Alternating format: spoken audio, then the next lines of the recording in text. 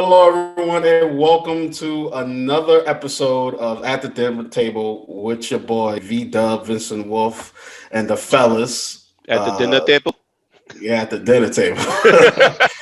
I got a big tongue from what my girlfriend said. I got a big tongue. All right. Way too much information, bro. Oh, oh, Way too much information. no. This We just didn't got need to know that. demonetized. Just letting you know. You about to get censored, mother. For everyone, Talk about how son. thick his tongue was. What does that mean? I don't know, Mom. For everyone. You hear that sound? It's the sound of the YouTube video getting demonetized. Good thing it's on B Major Enterprises too. So that's a good thing. Downfall. Yeah. So what's going on, fellas? How y'all all doing? How's y'all weeks? Pretty good. Pretty good. So far, so good. Well, If y'all don't want to go into, I'll go into specifics about my week if you want to do that. yeah, Go on ahead. Speak So- on it. God put it on your heart, man. Say it. So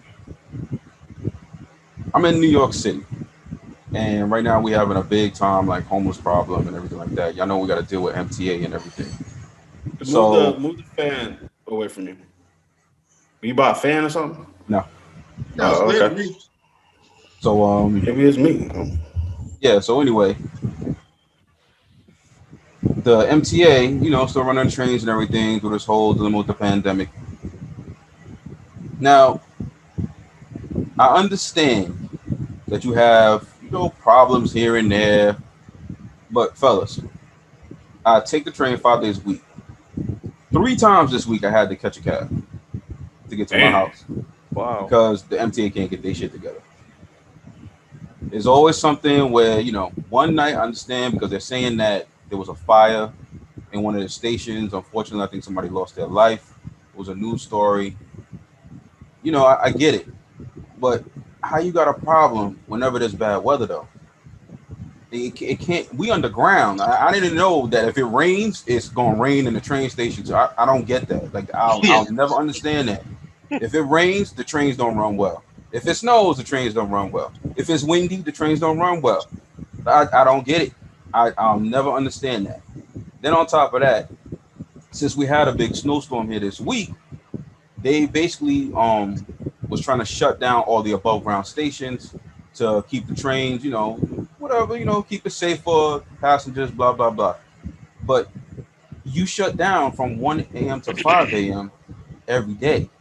So where's the cleaning going on between 1 a.m. and 5 a.m.?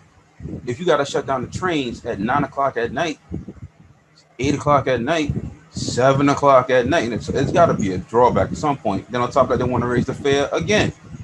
I'm still trying to figure out. Yeah, it's trying to take this. It's $2.75 right now. They trying to raise it to $3.75. Less people coming in. We get less people coming in because we shut down all these hours, so we need to raise the fare to compensate for the money we lost. So they try to basically put it on the people. I guess so. You know what I mean? That's I crazy. guess so. But I'm so tired of MTA. So it's crazy that they raise the fare. Like it's damn near like every 2 years or every two. Seems like every year. It's an argument every year. They trying to go up at least 25 cents every year. So now it's not even all right. Well, they said they suffering from, the coronavirus. They're losing out on the money that they get. I'm like, all right, cool, fine. But why does it need to go up a dollar? Why does it need to go up a dollar? Yeah, it took them how long to fix 59th Street Columbus Circle? It's still not fixed, bro. What are you talking about? Took them. It's still not like they'll claim it's fixed. It looks pretty. It looked pretty, but they got to replace tracks like every other night. So something's wrong. It's been like that literally since I was a little kid. Like it's always been messed up. Like because for real, just to give them a perspective, how long ago was that? I'm 35, and it had to be going on since I was at least. The man said he's 35. We still working on 59th Street. Still, we got the 6 months in my mom's womb. They were line. still working on 59th Street. I'm Columbus 40. That's The Second ridiculous. Avenue line got done maybe 4 years ago. They was working on the Second Avenue line, I think, since I was like 10. Yeah, They 4 years ago they finished the Second Avenue line. They fixing that shit with them race car tracks we used to play with back in the day. Every single night. Yo, I'm sick and tired of New York City. I don't know. I'm born and raised in Manhattan, but I can't do this no more. No, part of the reason I decided to leave. I mean, I had the opportunity to leave, and that was part of it. It was like, yeah, it's ridiculous at this point. Like, I lived in New York the entirety of my life until I was, in my mid-20s. I was like, you know what? Time to go. It's it's one of those, like, when you leave New York City, you realize how you can have a job and pay rent and, still have a little money left, depending on, what type of living situation you have. Because like now I only work one job, and I have a really nice apartment, but at the same time, my job pays well and pays good. But like in New York City, it's hard to get a decent paying job. You can't. People think that you can live off a minimum wage. You can't live off a minimum wage, and it took them so long to raise that. Like I don't even know where it's at. I just know it ain't a lot. I tell you that it's not a lot. Like people, it's crazy. People, they entice, if they want like people to come work for them, they hire them. To entice them, they'll say you can make $12, $15 an hour now. You know what I mean? Like, it ain't about the job. It's like, oh, you can make $15 an hour here. You get paid more than minimum wage. Yeah. But like McDonald's, like fast food places do, like McDonald's and Wendy's, Burger King, offering $15 an hour, which is crazy. Yeah. But, the minimum in New York City is always like it's up there, but at the same time, your ass in New York City, that minimum wage you're carrying, it. Not when you pay $25 for rent. Unless you want to live in the hood. Yeah, the hood. We got even the hood. You still paying money. Yep. Yeah, I'm about to say now you starting to pay money in the hood. Yeah, for real. You're gentrifying all of that. And speaking of hood and gentrifying, I want to give a birthday shout out to my main man, Decked Out. Angelou. What's going on, brother? Thank you, son. Thank you. Happy birthday. Appreciate it. You got that Forever Negro sweater on. Wow. Yeah, I ain't gonna lie. That shit must have got that for Kwanzaa. Like, all right. So, what'd you do for your birthday, brother? Yesterday, me and a group of friends, Tig was there. We went out to Jersey to the spot called Stumpy's, and we were doing some axe throwing. Oh, nice. Yeah, right. So that was fun. And then after that, went to dinner. Now I gotta ask you. Uh-oh. How many brothers was in there? I knew he was gonna say that shit. I just want like, y'all went what? Axe throwing? Yeah, we went axe throwing. Because I called. All right, well, listeners don't know. I called Tig yesterday. And Tig was like, "Yeah, we're throwing axes," and I was like, "Axes?" I was like, I'm just gonna talk about this tomorrow. Like, no, I bet you are. I was gonna save my jokes for tomorrow. It was fun though. It was fun. Trust me. So some of the people that was with us, they had some frustrations to get out. So yeah, you ain't lying, bro. All right, but other than your party, because I saw the picture, so your party was predominantly black. Yep. So I just want to know if black people are getting into axe throwing, because there's an axe throwing place. It's like 20 minutes from me in another town that just popped up, and apparently they're making it's like a Ninja Warrior place where you can act like you're on Ninja Warrior. Okay. So I'm gonna ask you one more time. Mm-hmm. How many brothers was in there? What part of Jersey was it? Answer that question. What part of Jersey was it? Saddle River. Yeah, Saddle River. Shout out to Stumpy's. 101 Pleasant Ave, Saddle River. How's the food there? We went to we went to Brothers Smokehouse. Yeah, something like that. Yeah. Oh, you didn't go? Yeah. You didn't go to Stumpy's to eat? No, they don't do food. Wait, Stumpy's is the axe throwing place? Yeah. Stumpy's is the axe throwing place. It's called Stumpy's? Yes, it is. I'm done. I'm about to shut this show down right now. The place is called Stumpy's and it's an axe throwing place? It's called Stumpy's and it's an axe throwing place. I just want to go there just to see if it's imagine how it got the name. Yeah. Like my grandfather Jedediah, he loved throwing axes until one fatal day in that accident. Yeah, that's just bounced back on his ass. We called him Stumpy ever since, and that's how he got the name. Bounced right back on his ass. So who is there like a? So how is it exactly the axe throwing? You just throw axes and then. Yeah, I mean, like darts. Is it like darts or something? They actually have a game that's kind of like darts, where the object is to get to 21, where you have to hit the target in different areas, which are worth different points. It sounds dangerous as hell. Yo, for the first time, because I will say I saw two Negroes playing. They were curling. Believe it or not, they had a curling table, and two Negroes was curling. I've never seen two Negroes in my life start curling. You mean curling that game? Like curling, like a little with the sweeping? Yeah. We know to do the sweeping. It's tabletop curling though, right? What? Right, D? You know who I'm talking about, D? Who was curling? Nah, they just was some there was some tan Caucasians. I know one of those Negroes. Come on, yeah. Tan Caucasians. I had some beer. I ain't had that much. So real quick, speaking of the Olympics, did y'all hear about the breakdancing now is part of the Olympics? Yes, breakdancing is part of the Olympics. It is now an Olympic sport. It happened either last week or 2 weeks ago, but yeah, we're gonna. I want to say it happened last week, but here's the thing: I feel like black people. Yeah, we invented it. Basically, we damn near. Black people invented it. Boricuas, yeah. But I feel like it's been taken over by the Asian population, and I want to say like breakdancing or popping, because that's different. That's not the same. Breakdancing and popping is not the same. Asian people do something else. Breakdancing, we did both. Your back and shit is on the floor, and you spin on your neck. That's different. What's electric boogie? What's that movie where homeboy was dancing on the ceiling, sweeping and but they were they were doing both. They were popping and breakdancing. Well, I want to say I gotta look into it, but I want to say it's both. But basically, you can win gold, silver, bronze. But I don't know if Jabberwockies is going to be.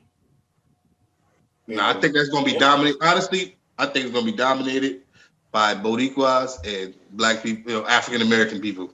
All black people is going to dominate that sport. I'm sure you're going to have some great Asians doing it. But I'm telling you, this is like I'm talking like Korean Asian people, like right. I don't care what Asians you're talking about. They can be from anywhere. I'm telling you, it's going to be dominant. What? No, I gotta give it up to my people when it comes to this. I give it up to people all the time. We're great at everything. No, I'm just saying, as far as dominating this sport, particular, and it's new. And it's like new to Olympics. Like we're not giving that. I can't wait to see a presentation on that. I can't wait to see how they present breakdancing in the Olympics. That's gonna be. I can't wait.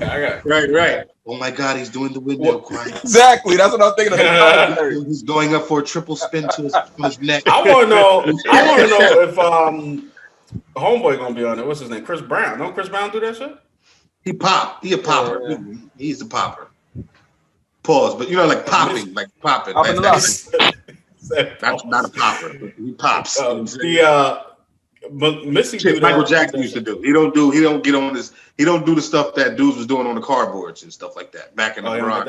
Missy do though, right? Don't Missy do that shit? No, she popping lock. She pops. She's a pop locker. Yeah, that's what it's called, pop locker. No, she don't break dance like the old days. That's how I used to tell people, man. When they wanted to, it's an old joke that Cedric and Taylor said, but like people be acting hard at work. I'm like, yo, man, I got cardboard in the car if you want to go. All right, I got cardboard in the car. That's good, man. Happy birthday to you, with your old ass, and thank you, sir.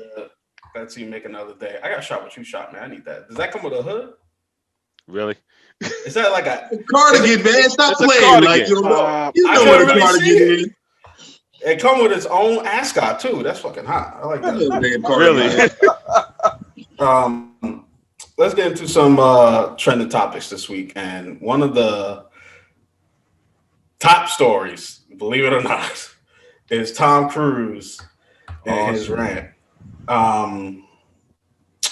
So basically, he cursed out 5 people on the set of Mission Impossible, and what leaked out was from The Sun. The Sun leaked out the video of the audio, and basically it's him cursing out these 5 people, telling them, you know, if I catch you doing it again, you guys fired, blah blah blah blah blah. And here's my thing, you know, now Tom Cruise, it's like 4 letters. I don't really know him. I don't really know him personally, but he seemed like a nice guy. I don't know how he is. I just know that he seems like a nice guy, right? Okay. And for him to get to the level of this damn audio where he's screaming and cursing at these people, which means that he had to tell them at least 5 times about it. So basically, they were gathered around a computer screen or something. They were looking at something, and he went over there and went off on them, telling them basically, if you don't put your mask on, you know, you're fired. I don't want to see you do it again. So they ended up quitting after that.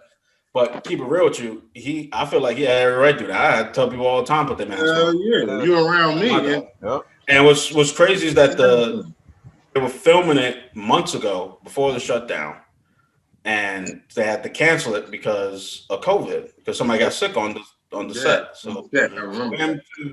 You know, I understand. Like, he's at the point now. This is number 7, where like this is like his baby now. This is like his bread and butter. You know, to make 7 of these movies, it's like Vin Diesel and Fast and Furious. Like that's his baby. You know what I mean? So for these dudes to come in carefree, act like, you know, it's just 2018, whatever, and it's not. Like, the rules have changed. Pretty much. You know? So I agree with this dude 100%. I know some people are mad about it, but I ain't mad about it. You know, like, you gotta protect not only yourself, your brand, and your product. Yeah. You know what I mean? Like, it's crazy. It's crazy. Another story too. I found this story on another show, and I don't really hear too many people talking about it. But there was a Staten Island bar owner arrested again for violating COVID-19 orders. Oh yeah, I seen that. And hit a deputy with his car. Yeah. Oh yeah. And got off with no bail. And this video of him doing it. So running him over. So basically, this dude, Danny Presti, fled from his bar. It's called the Mac Public House. The co-owner of the Staten Island bar, the authorities said he had been defying COVID restrictions, was arrested early Sunday afternoon. This took place early this month after hitting the New York City sheriff deputy with his car. Deputies attempted to arrest Presti, and he left the bar early Sunday, but he got into his car, struck the deputy, about 100 feet. Here's my thing. Now, what this article ain't talking about, it's talking about he had this huge protest of people at his bar, like huge, like it had to be a couple hundred people there. Yeah. And not wearing a mask, just hanging out, trying to basically say they want to drink, open up the bars and stuff.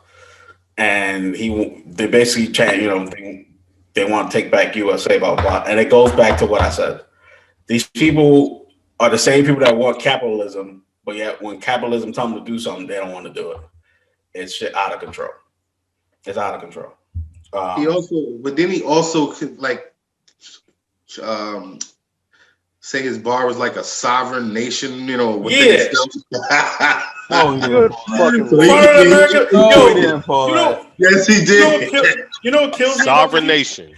So his bar was his own contained nation. You know what I'm saying? So he didn't have to follow the rules of America. And what kills me is that like episode of Family Guy. They do stuff like that and say they follow American flag, but yet they say shit like that. It's out of control. Or they try to say it's, their religion, or they try to say, it's in the Civil Rights Act that they don't got to wear a mask, which is a lot. Like, it's a lot, point blank. You know, top people just alternative facts. They'll say whatever they want to say to get their way, man. It's just, and that's all it's about. It's just simply about them not having to follow rules that they want. They want other people to follow rules, but not them. Yeah. If they have to fucking bend to whatever, then all of a sudden it's an infringement on their rights and all this shit. It's like, motherfucker, you haven't had to deal with anything difficult in your existence. Stop. Right.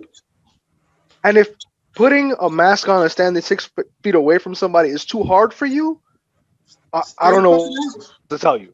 I just don't know. What shocks me about that whole thing is that they're telling you in every way, shape, and form that it's not so much for you, it's for the people around you. Could you please give less than, give more than the shit about somebody that might be susceptible to the sickness? Like, give me a damn break, yo. No, of course not. So they have no empathy and they're selfish as fuck. Right, and you also got to remember some of those people that we're talking about believe that only the others can catch it. You know what I'm saying? That's a thing that was floating around, especially toward the beginning. Not me, the enlightened special person. Yeah, right. So, you know what I'm saying? So that was a thing that was floating around heavy when it first hit. First was revealed to the public. That it was predominantly black people or people of color that was getting it, so you don't have they didn't have to worry about it. It was them. They need to wear a mask. We shouldn't have to wear a mask. You know what I mean? You know what I'm saying? So they was marching on their governors' houses with guns and all types of things when they was trying to force them to wear masks in the beginning. So that's a lot of it, especially in those rural areas in America. That's where a lot of it comes down to. It's like, well, they catching it. You know what I'm saying? We ain't catching it. They catching it. You know what I'm saying? That's how they're looking at it. I mean, they said the same thing about AIDS and HIV. They said only gay people. Right. You know what I'm saying? You know what I mean? Like it's out of control. It's out of control. And speaking of others, the others have finally joined the MLB officially. I'm talking about the Negro League. That was big this week. Yeah, they put that in the. They actually all the stats and stuff is going to be. Yeah, all the stats and everything would be counted officially a part of the. Major League Baseball. I don't watch baseball. Craziest thing is that they're just doing that. It's 2020. Right. It is crazy. The 20s and the early 1900s, bro. It's almost gave me 100 years ago. That's crazy. Mm-hmm. Like, that's crazy. It is crazy, but at least it's happened. It happened. Right. So, all right. Now that it's happened. Are you going to rewrite all the records that these dudes broke? Because these dudes broke records that Major League. I don't know. I want to say they are. Their families going to be compensated for those awards and money that I don't know. Then they really don't. It ain't going to matter. Just pat me on the back ain't helping me. Exactly. That's it. Just gonna be a pat me on the back ain't helping me. What is it going to do for the people who played, their families? You know what I'm saying? All that money that they was robbed of when they was making millions of dollars off those people and they was giving them cents. You know what I'm saying? They was giving them $20, $30 checks for the month. So what that's what I want to know. What is that? Is they're going to do something about that? No, you know of course not. Right. So they're going to do what every corporation, whatever institution that is run, that was created by majority white folks, and they're going to go, we're sorry. Now get your ass back and hit some more balls. It's the flavor of the month. That's it. We got the Black Lives Matter movement going on. Everything this year has been about, so-called no more racism and equality. So this is the MLB's way of saying, look, see, this is what we did. And come on. Yeah, we just name only on the back. We're gonna give these people recognition. Not the money that they owe, just the name. You know what I'm saying? Even though we made it, and we still check it out. They still sell MLB. You can still get the jerseys of those Negro Leagues under their logo, though. Yeah. And they making hundreds. You know how many? I've had a few of those jerseys. You know how many? And that was like $200 jerseys. So you know how many people brought those Negro League jerseys when they first came out? Like when you was able to re-get them? Mad people. They made millions of dollars off of that. I guarantee you none of the people whose name was on that jersey got bread. None of their families got money for that. You know what I'm saying? That's the crazy. I agree. Now, I don't know how true this was on Business Insider, but apparently water is going to be on the stock exchange. Who? What do you mean, like bottled water? No, regular water, like water, is going to be on a New York. They're going to have it as a commodity. Yeah. So we getting into Mad Max? They're talking about it. Oh, Water World. Fucking hell! I don't understand. I never understood how water makes up 70% of this planet, but yet you gotta pay to have it. Now I understand you need somebody to clean and filter it, but at the same time, it should be a free. Gathering yourself when it rains and it snows and shit like that. But who the hell's doing that? Nobody's out. That's what you're paying. It's you not know really why that nobody's clean. doing that? Because the country made it illegal to do that. To do to collect something that occurs naturally has been made illegal. That's why. Really? Yeah, people get taken to court and fined for that shit. It's illegal in a lot of places. Now, is that electricity too? Can you do like your own solar? You can do your own solar energy. You can, but there's also loopholes there. But water is the biggest one. Collecting rainwater you is like think about the water is biggest. the number one resource on this planet. Like without it, life. Like there is, by me, there is it's like I said, like 20 minutes away, or maybe 15 minutes. There's a spring that people go to all the time. They be lined up for the spring, and it just comes out this little tube, and it's fresh spring water. I don't drink it, but everyone keeps shitting on the other end, like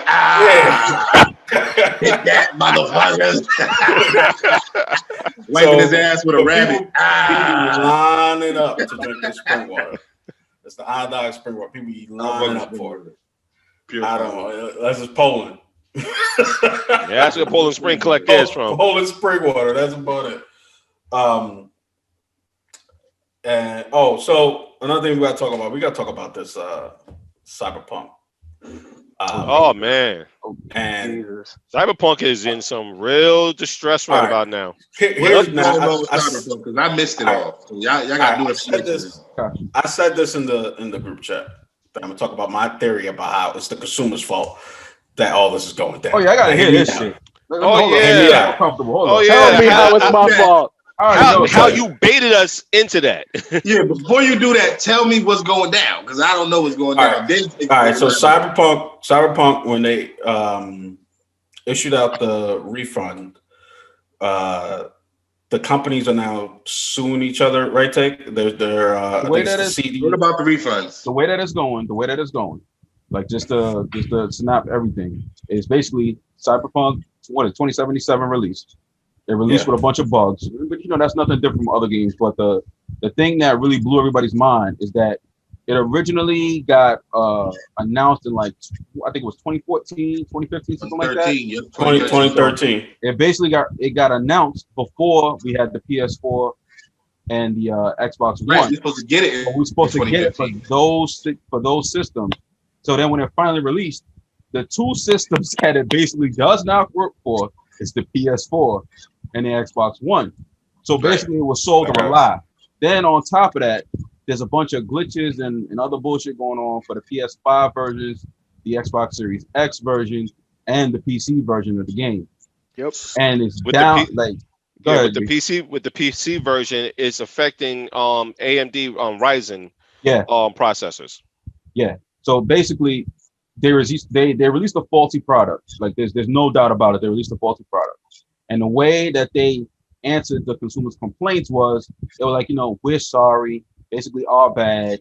Don't worry, we're gonna, fix all of this stuff over time. And what we're gonna do is issue you guys, refunds. Oh, I need to get my refund. Hold up. Wait till you hear how you get the refund. So basically, your way of going after the refund is you contact whoever you bought the game from, and they're supposed to issue you the refund. The problem is you're subject to the laws of refund for whatever company or store that you bought the game originally from. So it's not CD Projekt that's whoever you got it from. I got mine governing your refund. It's like, all right, if I got it from GameStop, you know how GameStop get down. Yeah, they ain't giving you shit. Exactly. So basically, them saying you can get a refund is basically like me saying, yo, you can get a refund if you really want. But you won't be getting it from me, brother. Exactly. So the problem now with all that is like Wolf said, it's basically like the shareholders and everything are like, basically, yo, F that. We want our money back. Give us a return on our investment because you tank sales. Basically, you got all these sales in at one time. You lie to the consumer. So now we want what's coming to us. We want ours back. And so is that WB? And one of the things that WB selling, suing, yeah. And on top of that, Project? CD Projekt Red is known for crunching its employees. So the employees, the developers, and everything are like, look, it wasn't us, but it's got to be somebody's fault. So I think right now it's just like kind of a search as to who's going to take the blame for the whole. All right. So here's why I think it's the consumer's fault. All right. Here we go. So like I said, the game came out 2013, and they kept delaying it. It was announced, and then it was supposed to come out 2 years ago. Yeah, and it got delayed. It was supposed to come out in 2015. Yeah. All right. It got delayed like 3 or 4 times. Every time it got delayed, 4 years. Consumers kept saying they wanted the game. What was that? Was that you, D? No, you heard that vibration? I think it was. Am I bugging out? I think it was you. Oh, no, my phone. This is my phone. So they kept saying they wanted the product. So they kept saying, no, it's not ready. It's too buggy. But they said it like 3 times. On the 4th time, they're like, nah, we want our product. You kept saying you're gonna bring it out. We're waiting for it.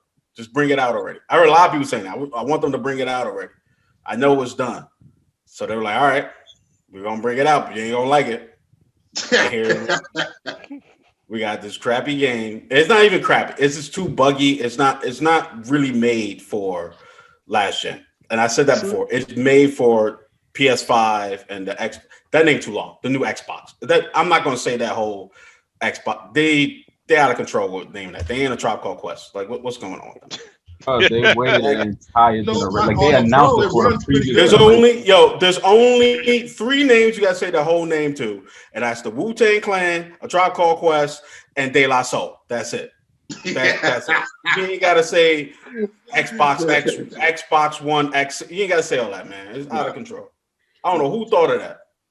You can't even read that. That's XBXS. XB. Xbox XBOX Xbox One X XB. You are really struggling over there, man. You're struggling. Xbox Series X, man. Xbox One Series X. Yeah, put that in one of your white baby files. XB. I'm gonna have to. What you got, Adrian?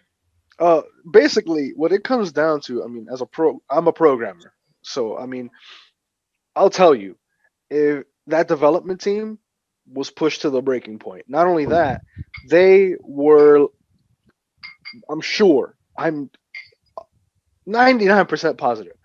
Well, these developers were like, this shit's still broken. It's not going to work. Management then goes, fuck you. Our board is like, fucking push this and get it out. The programmers are like, all right, we're going to fucking do it. I ain't going to be happy about it, but I'm going to push it. And yeah, you end up with 6-day work weeks, or more than that, because they're saying that people were working 6 days. But the reality is that there are probably some people who were working nonstop. Mm-hmm. And I'm talking 12, 14, 16-hour days. When you get to crunch in development like that, it's ridiculous. It's way worse than the food industry. We think we knew long hours back then? Nah. When you need to produce, or else you don't get paid, because let's face it, in software development for games, that's how it works. If you don't produce, at the end, you don't get paid. That's how that shit goes. So these people are basically like breaking themselves to the point of ridiculousness to hopefully get paid. Yeah. The other thing. The other thing is that when all the board members and management see $, they don't give a fuck about the rest. They'll make they turn into politicians. They'll make all the promises on the planet to the consumer just to get those main thing, which is still a problem, pre-orders. That's what this whole industry is predicated on right now. Yeah. Pre-orders. You get people willing to part with their money before they even know what the fuck is inside the box. You got it made. It doesn't matter what happens after that. If I got your money in hand, I could throw a fucking piece of shit that's on fire in front of you. That's what you paid for. Thank you. I mean, yeah, sure, they're gonna fuck up their reputation, but they already got your money. Good luck, like you were saying, Tig. Good luck going back to GameStop and getting your full refund. You know, we still got you. It's GameStop that's gonna lose the money now, not us. It's messed up. GameStop don't look. I got stock in them. It's messed up. I mean, this is the gaming industry. I got stock in them, man. Damn. This is the gaming industry now. It's not the first time it's gonna happen. It's not the last time. This is. I think it's one of the worst. Probably one of the worst examples of the worst time it's happened. Like when it like this, I don't think nothing has been this big as far as like. Yeah, but we say that every time. 83 every time. Who else before this though? Yeah, it was this bad. Anthem, E.T. dude. 19. Oh man, E.T. The good thing about Anthem, but the good thing about Anthem, and the people, what they doing now is they actually remaking that thing over and giving it to the people who already brought it for free. Oh, Jay, you ain't here. The head of that studio, their top 3 heads left in the middle. Well, the female used to write for Mass Effect. Yeah, she's gone. She's gone. She's been bounced after Mass Effect Andromeda. She came back and she left. Oh, she came back for Anthem. Yeah. She's gone. Yeah, she's like, oh hell no, I can't take this shit. Yeah, and me, I'm a Madden fan, so I'm going through it. This is every single year, like the last 20 years. It happens every. I feel like at least once a year there's a game that come out. EA always do that. Oh, yeah. They really I feel like Capcom does it too, but Capcom kind of redeemed themselves with. They did it with Street Fighter. I can tell you that shit. Street Fighter 5 was when it first came out. Now it's a fully fleshed out, amazing game. When it first came out, that was some bullshit though. Yeah, you got like 10 characters for like 2 years. You couldn't do nothing. That was all you had. Like what the hell? And the story and no, I know you remember it was Marvel before that. Remember Marvel came out when it first came out? That was a Marvel 3, right? Cuz it was like Marvel 3. And they came out with like Marvel 3 Ultimate with like 18 more characters on it. Oh yeah, I got that version. Yeah, they came out with it was what was it? Marvel's Capcom 3. Yeah. Then they re-released it with new people and called it Ultimate, and then they made another one. Then you found out that the people was already on the game. They just locked behind a paywall. Yeah, but that's how it usually is. Yeah. What's crazy with what'd you say, Angel? Infinite. That was the one that bombed. Yeah. Oh yeah. And I think Infinite. What's crazy is that when both Marvel's got Infinite and the one before that 3, they make how you come from Marvel's Capcom 2. Marvel's Capcom 2 had the biggest roster probably in fighting game history. Yeah. Then you make Marvel's Capcom 3 with it was like 16 characters. Yeah. Yep. It was like 50 something characters that were for free in the game. You just got to unlock them, or you had to buy them in the game. Like you had to play the game to get the currency to buy them. And everybody was hyped about 3 because all right, so they have 50 something characters in 2. They're gonna go, balls out on this one. Nope. But it's all within the licensing. If they still held the license in order to use those characters. Well, they did because they eventually released them, and they were actually already in there on the in the coding. You know what I mean? Some people broke into the computer one, how the computer was able to break into the coding and see it all. You know what I mean? All the characters, the whole roster was released like a year ahead of time. Like all the characters, that's going to be in the game. You know what I'm saying? Mm-hmm. And then the Infinite was supposed to be, their Avengers version because they only had all the characters from Avengers in it, and they had no X-Men in it.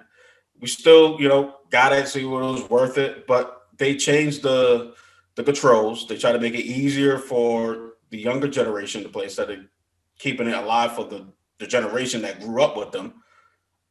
And speaking of fight games, I got to get this off my chest. I bought this free game. I think it was last night or the other night. It's called Fantasy Strike. It's a free fighting game. It is on PlayStation. I think it's the only Sony game. It's called Fantasy Strike. It has to be the worst fight game I've ever played in my life. Now, here's why I say that. If your fighting game, and I want people at home to look at them, look directly at the camera. If your fighting game has a jump button on the button pad instead of the directional, your game sucks. Automatically, your game is trash. Automatic. automatic. And get this. All right. There's 6. So you have a health bar. It's broken up into 6 parts. Each attack you do takes 1 part of that health bar. So you literally got to attack your opponent 6 times to beat them. No matter what move you do, no matter how many times you hit them, no matter how many hits, it only takes the exact same amount of health. Yeah, that's what. It's the dumbest game I ever played in my life. I was so mad. And the characters, of course, are just their like a beta version. No, it's not a beta. It's a full-fledged game. Full release? Yeah, full release. It's a free game where you have to pay for the other characters, or you got to pay for the story mode. And you got to pay for the story mode? You got to pay for the story mode. Wow. You got to pay for, I think you got to pay for online play. Wow. Only thing that's unlocked is the local, like you play against the PC. That's it. Better off going to get Dead or Alive 6. All of that. Nah, I can't deal with that. I stopped playing Dead or Alive after, what was it, 2? Which one we played? 3 and 4 was the best. 3 and 4. Yeah, 4. Well, 3 and 4. Listen, once they put more animation in the breast of the female characters, I was like, "This." But that's been their thing since the beginning, though. No, it wasn't like that in part 1. It wasn't like that in part 1. I mean, you look at the graphics. Part 1 crazy. It was that square boobs in part 1. Yeah, but part 2, it was a little bit because of the fighting, jumping around. I was like, all right. 3, it got worse. 4 got even worse, and it's got worse exponentially over time. Yeah, but now it's out of control. About the game, women don't have to move. The actual fighting, though. The actual fighting is really good. I don't know. I didn't like the actual fight because I thought it was all button mash. Like it was. Well, it's a Tekken Street Fighter mash. You got to think about it. The way it fights kind of like Tekken, but not so because Tekken is right, left, right. No. I'm just saying as far as hitting the buttons because Tekken is a button mash game too. Yes. Right, left. Right, left leg. You know what I mean? And then it also has those Street Fighter moves. With the swoops and the zigzags on the. So it's a mixture. It's kind of a mixture, but I'm saying the actual way the fighters move and the moves that they do, it looks realistic. A lot of the fighting moves is really real.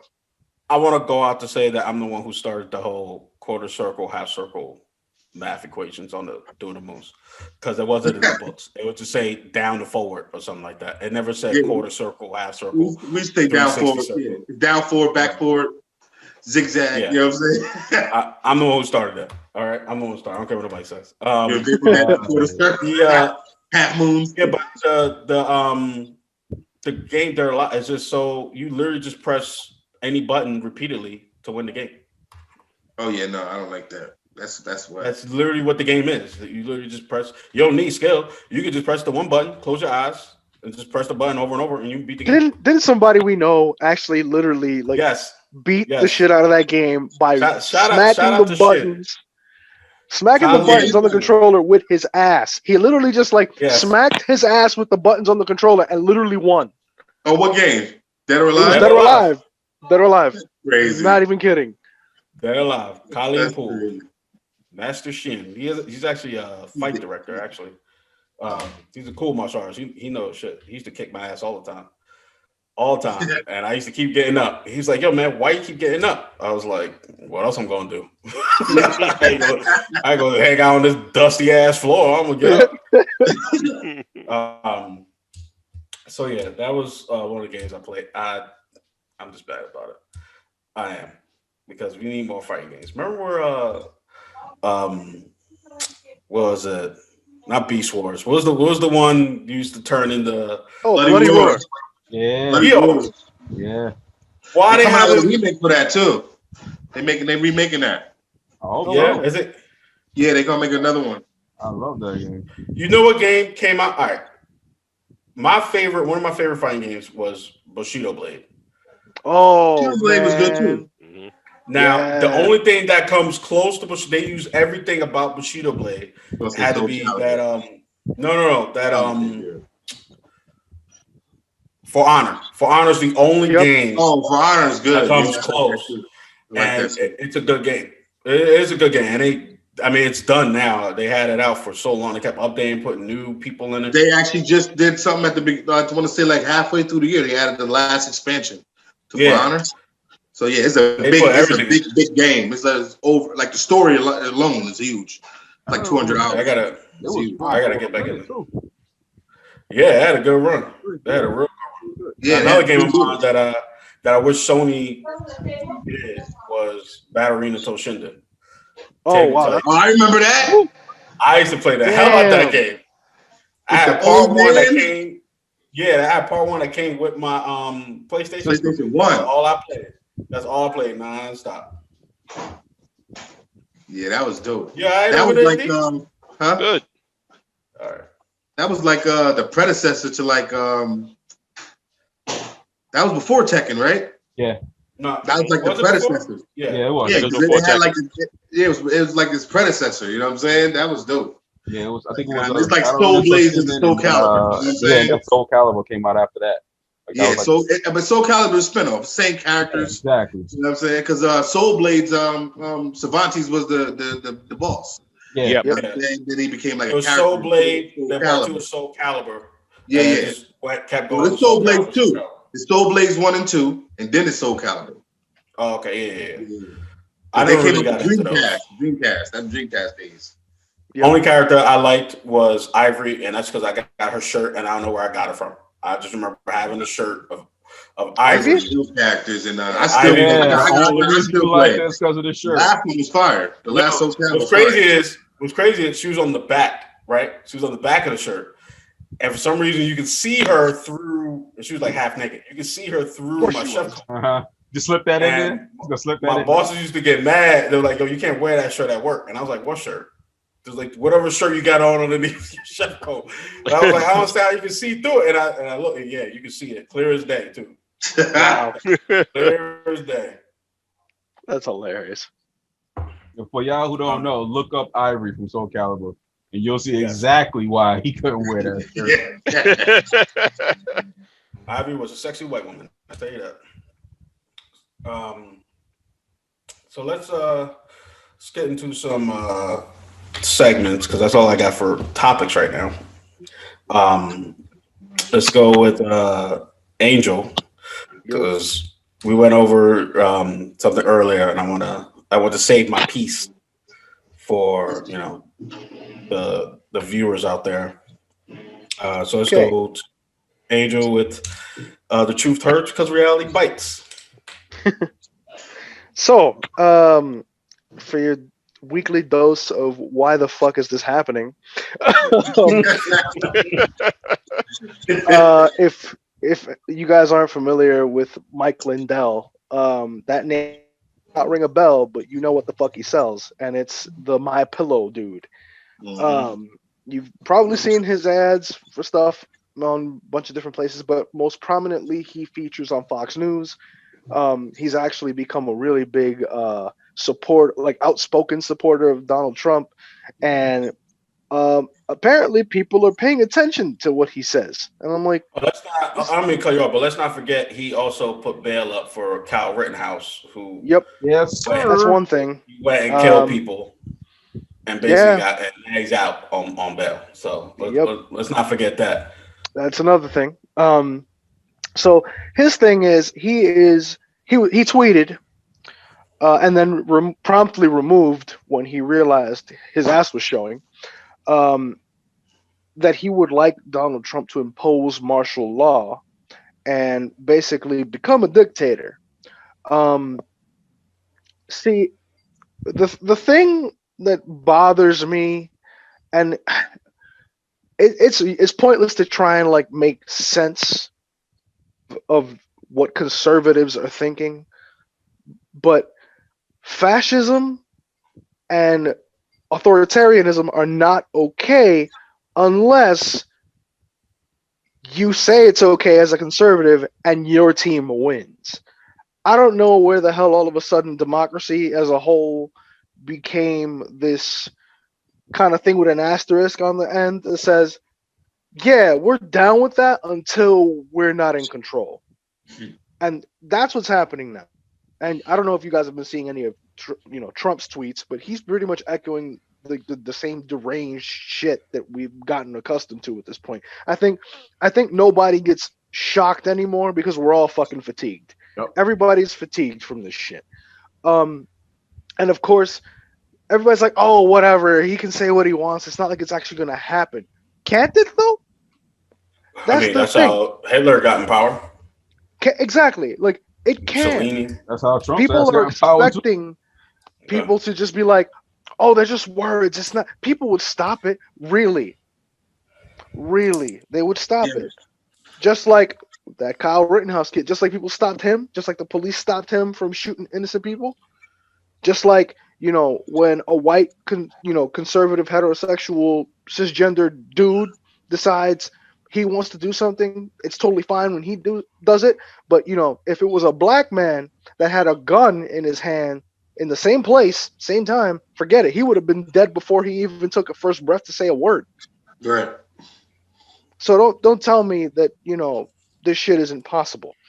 We've had shit erupt for less.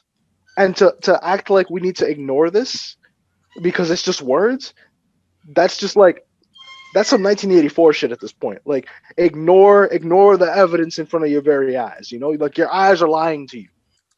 Don't listen.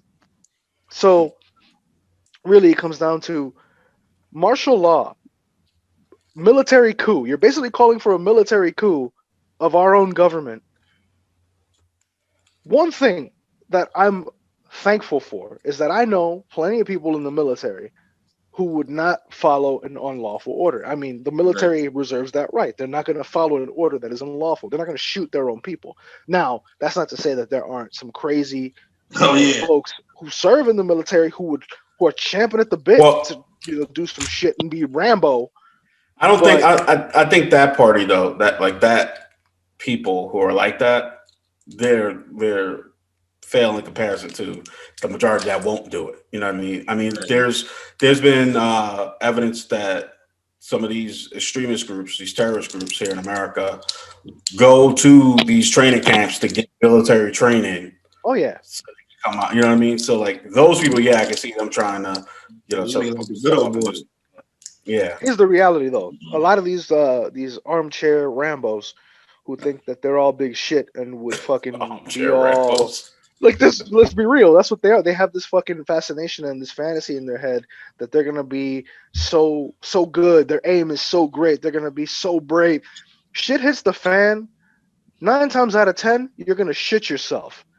Trained soldiers aren't as accurate. Like people swear they're fucking John Wick. That's what it is. These people swear to God that they are John Wick in the flesh.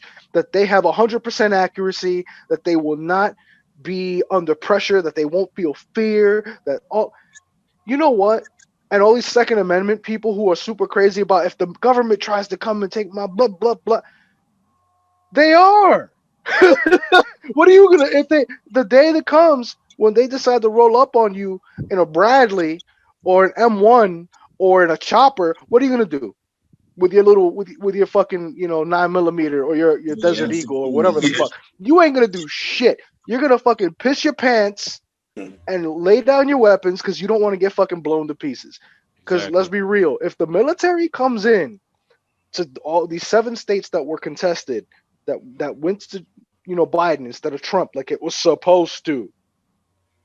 Yeah, all these people who are all big and bad are gonna like be confronted with the harsh reality that they ain't shit.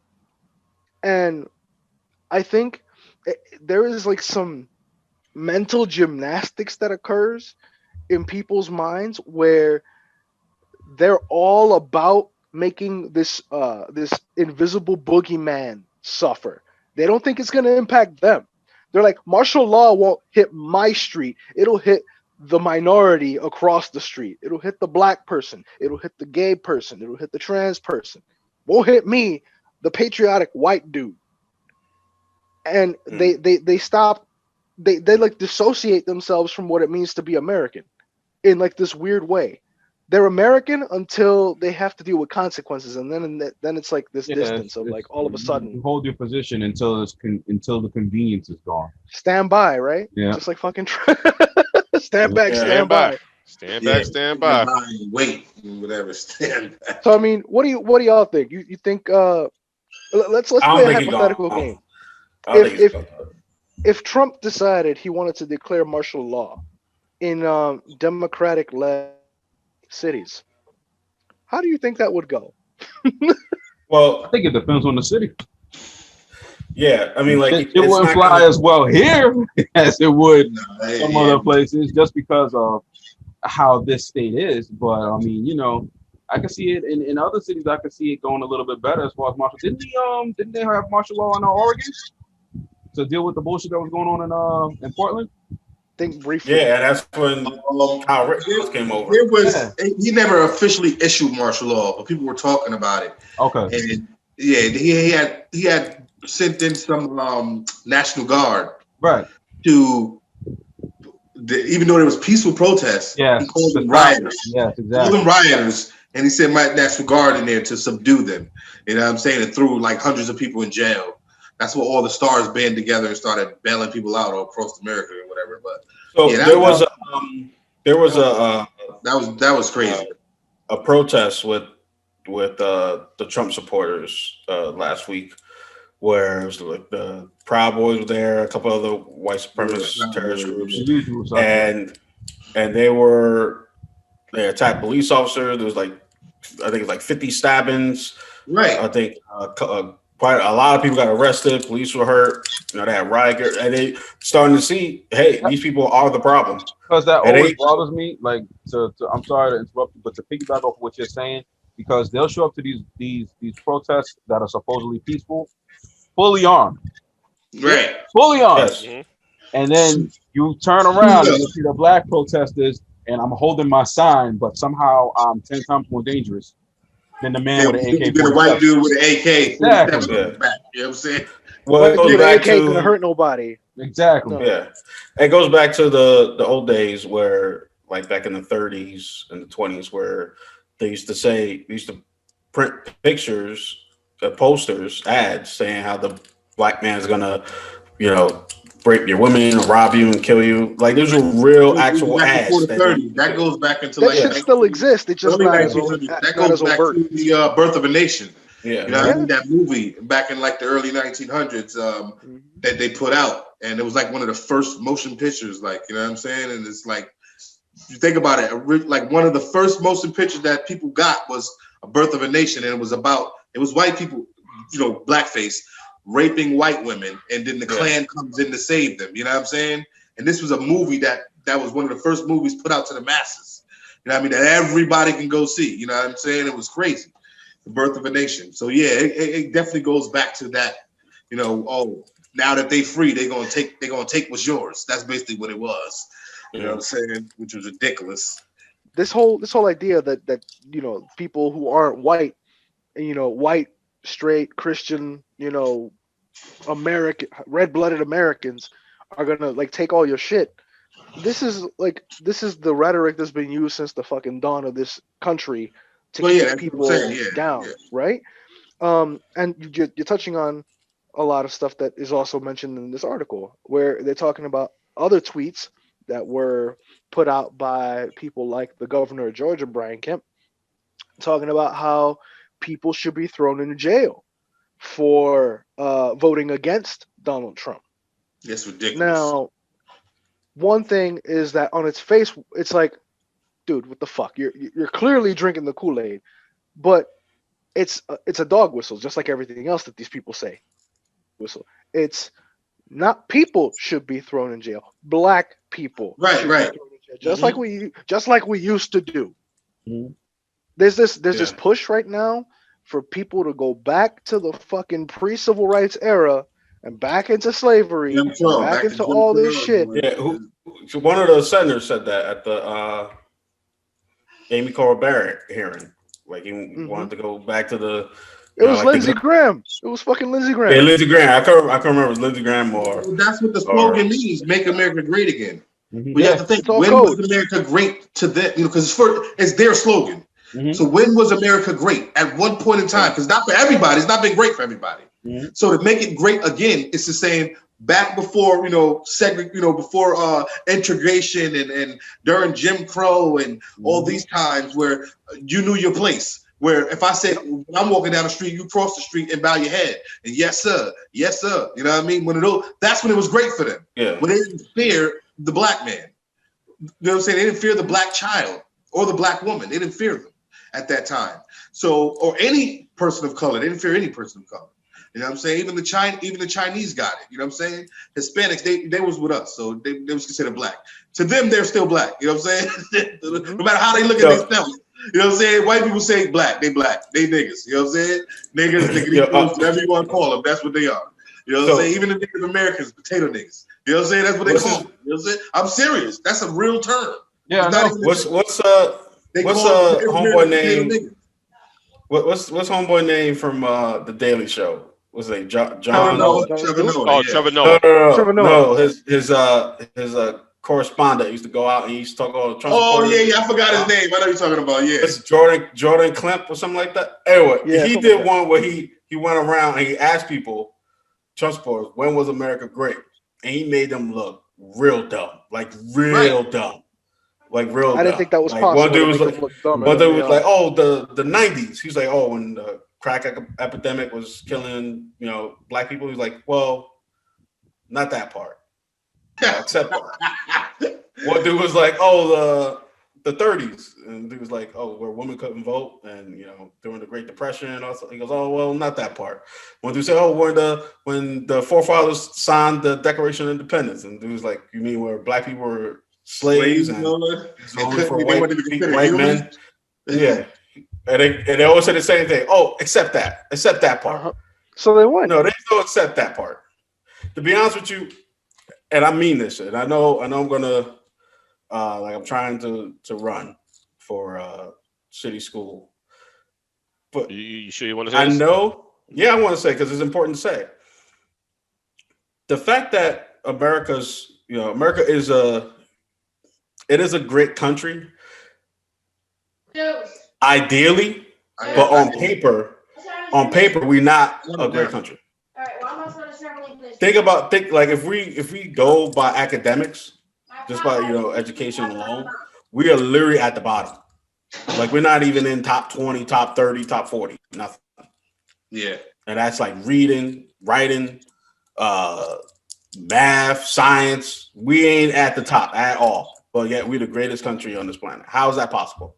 We got the most people incarcerated. We got the most people homeless. Like we got the most mass shootings. We got the everything that's work. Like we at number one at being the worst.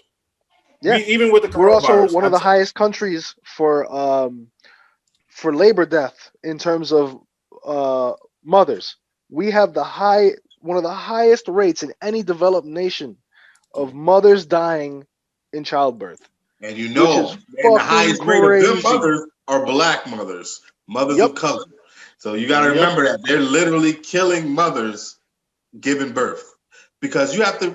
It's a thing like a scientist just put out. I want to say last year or in the 2018, the beginning of 2019, they were talking about how procreation amongst white people in America is very low. This is why they're trying to shut down abortion clinics in white areas. They're trying to not allow you to abort a child. But in a black area, they don't mind if you abort a child. That's why there's an abortion clinic damn near in every hood.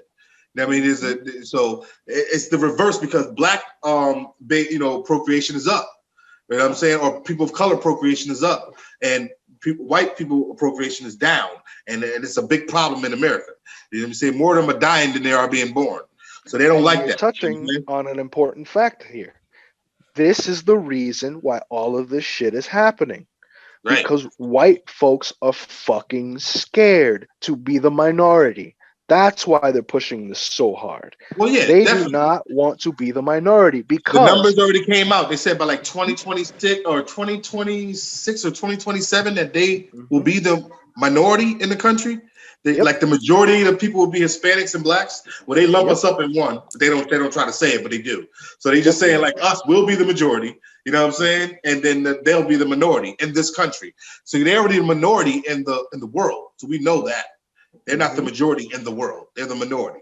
But in this country, this is the majority white dominant country. You know what I'm saying? But They saying in a few years it ain't gonna be that way because of the death. I mean, because of the birth and death ratio. So they're scared. Like you said, they're scared. Scientists has already put it out there. They're definitely scared. You know what I'm saying? And there are a lot of folks who think. Say, go ahead. Go ahead. No, go ahead. I'm gonna say it after.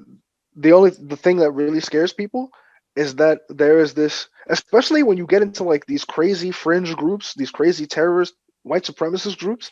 Their big thing is that they are totally swearing up and down that once they're the minority, we're gonna like reenact fucking slavery. We're gonna like bring slavery back. First. They think because they see what they do is they project their ways onto us. Yeah. But if you go back into our history, we have never been that way. This is why they was able to come and fucking trick us, because we allowed them into our country with all our wealth. You know what I mean? All the diamonds and gold. It was like, oh, sure, we got enough to shit because diamonds and gold was nothing to us. We didn't trade with that. That was just something we made jewelry and trinkets out of. You know what I mean? But they coveted that and they saw it as a commodity to build wealth. We didn't see that. We cattle and plants and stuff like that. That's what we traded with in Africa at one point in time, or in the East at all. Period. Just all over the East. Gold and diamonds and platinum was just metals and trinkets. You know what I'm saying? That wasn't the thing. And when they saw that, it became a thing for them. You still on? Yeah. Okay. I know. Tig was in his mannequin challenge. I'm listening, man. Educational as well as everything else. I thought I was close. But yeah, so you know what I'm saying? Like weekend at Bernie's. So, when we allowed them into that, like they took over. You think about it, they took over South Africa, right? Well, all this gold and stuff is at, because now it's predominantly white country when it comes to the people. Well, at one point in time, I think blacks is building up now. They're becoming dominant over there. But they took over South Africa, and a certain part of South Africa is heavy in gold and platinum. They literally put on the hill, on this hill, where this mansion built, where the guy who actually took it over and made it his family's, legacy to own that land, he put a plaque that cursed out onto Africa. It literally still stands there today. That cursed all Africans, so that his people would be the dominant, the people that control the area, control the gold, the diamonds, and the platinum, and that the African will never get it back. You know what I'm saying? But this is their mindset. You know what I'm saying? He was allowed to come in there into this land, and then he took it over, and then put a curse out, to him, put a curse out onto the people of the land, so they couldn't get it back, which is ridiculous. You know what I'm saying? But I'm just saying, this is how they think. Like, they want to control, even if it's not there, even if they're not the dominant, race in the area, they still want to control it like they are the dominant, like just like the world. Even though we know they're not the majority, but they want to control it like they're the majority. So that's the difference. You know what I mean? That's what I think with them. They just got to get over themselves, because they're definitely not going to be the majority forever. So in this country, it's too many other ethnicities, and there's a lot of mixing, and people are coming together culturally, and it's just wiping them out because they wanted to keep separate. They wanted just everything to stay separate. Like now, I remember back 5 years ago, you would see in commercials, just think about it, you would see a white man and a black woman married in a commercial, but you would never see a black man and a white woman married in a commercial. Like now, almost every day. I was mentioning that to you, D, not so long ago. Like I see all the integration with that, where you see now, like just on general TV, the big thing, the big new thing, the big trend seems to be interracial marriages and interracial couples and everything like that. Yep. Every other commercial. Yeah. I mean, one of the this is real throwback, but Madonna caught flack back in the 90s, remember, for like a prayer video. Was that 80s or 90s? Oh, yeah.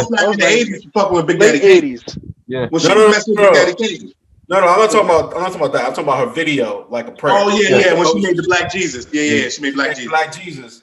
And what's crazy is Coca-Cola, I guess before she made the video officially, she sold some of the footage, I guess, to Coca-Cola because Coca-Cola used some of the footage for their ad, and then the video got released. And because they realized it was Black Jesus, they took that shit off so fast.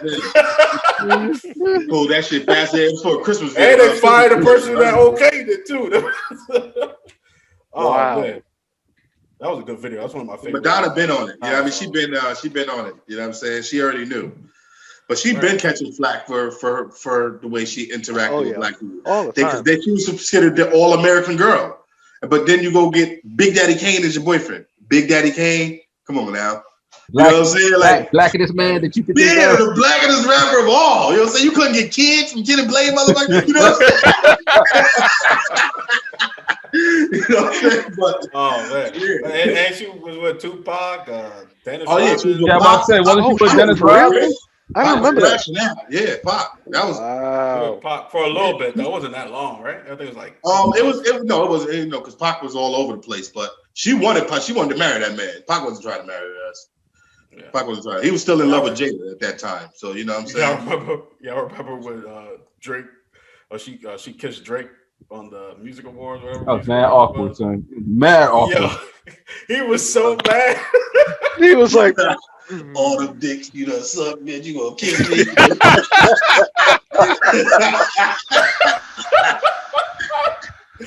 Oh man.